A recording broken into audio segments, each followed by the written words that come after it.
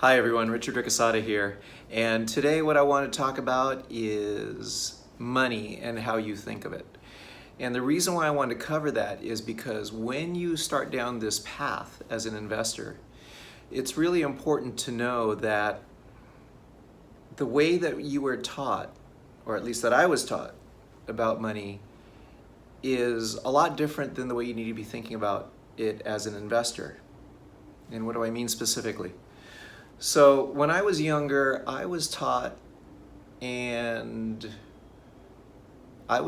believe that money was this finite thing. And so you had this pile of money, and it was something that you kind of took away from. And when you took away all of it, you had nothing left. And so what we need to understand is that money to an investor is not this finite thing. It is actually a means of creating a stream, an infinite stream of income that just keeps creating more money. And it isn't until you make this shift that you can really transition into becoming someone that consumes money to a person that creates a stream of money. And so that's what I want to focus on today, is how do we change that mindset of scarcity and turn it into one of abundance. So let me tell you a story. About 20 years ago, when I was working as a software engineer, I had a coworker come up to me and say, "Hey, Richard, gonna go buy a minivan today." I'm like, "Oh, great! What are we buying?" So he started telling me what he was gonna buy and things like that. And he's like, "Yeah, you know what? I'm gonna pay cash for it." And I was like, "What? You can't pay cash for that." He's like, "What? What are you talking about? I'm not gonna have any payments. It's gonna be all paid off. It's gonna be low stress." And I said, "Hey, hang on, hold on a second. The problem is that when you pay cash on something that is decreasing in value over time, it is one of the worst places that you can put your money into." And he's like, "Well, what should I do?" And I said, "Well, hang on. Here's what you need to do. You've got $40,000 for this minivan that you're going to purchase, right?" And he's like, "Yeah." I said, "Okay, let's say that you were to do that today, and you and I did not have this conversation, and you took that money and purchased the minivan. What's going to happen? Let's fast forward 5 years from now. What's going to happen in 5 years?"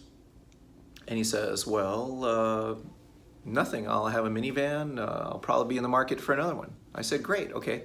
So at the end of that, when you're in the market for another minivan 5 years from now, that $40,000 minivan, how much is it going to be worth after 5 years?" And he's like, "Probably like 11,000. I'm like, "Yeah, you would have lost, what is that?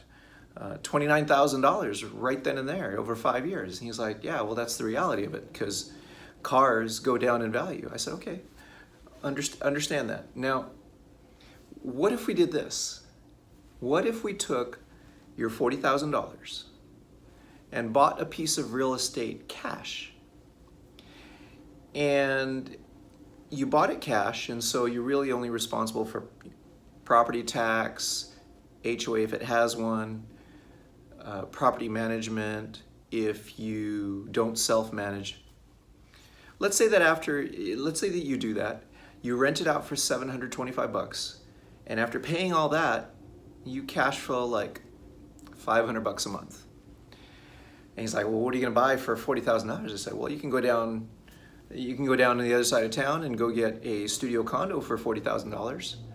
And he's like, "Is it going to rent for $725? I said, "Actually, it will." So here's what happens. After you get that set up, you've got $500 coming into your pocket every month. And then what you do is you take that $500 and you go to the bank and you go get a loan for $40,000. You know, whatever it works out to, 5 years, 6 years, however many years it takes to pay off. You get that loan and you take the money that you're making from your rental property, to pay for the car loan. And he's like, okay.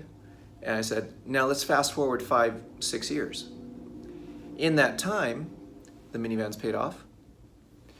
You have this rental property where that $500 was servicing a loan, but now because the loan's gone and paid off, you actually get to pocket it now, and you're getting $500 a month in your pocket. Your $40,000 is still protected because it's still in that rental property, so it didn't that money didn't go away, and that piece of real estate probably went up over time. In 6 years, maybe it went from $40,000 to $45,000 or something like that.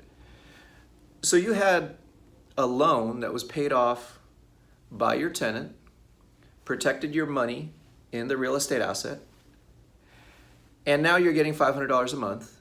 Your minivan's paid off and not out of your pocket, and the minivan is now down to $15,000. So you're way ahead in terms of the use of that money that you had saved up for this minivan. And he's like, that sounds like it could work. Unfortunately, he didn't do it that way. He did pay cash for the minivan.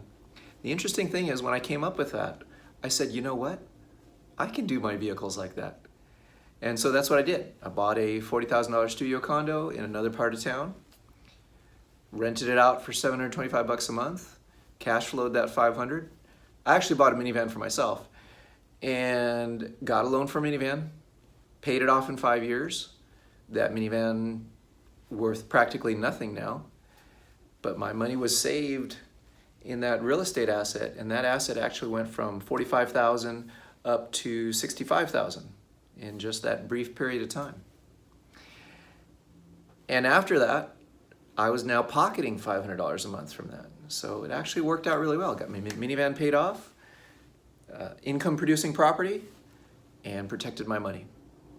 So that really is the moral of the story today, and the one takeaway that I wanted all of you to have was that we've got to shift our minds on how we think about money, and know that money can serve as a tool to generate more. And when you do that and ask that question, how do I get other people to pay for my stuff, all the answers come into place. So that's what all I want to share with you today, and I hope that helps you rethink the way you think about money, and that's that first step into becoming an investor. So we'll see you next time, and take care.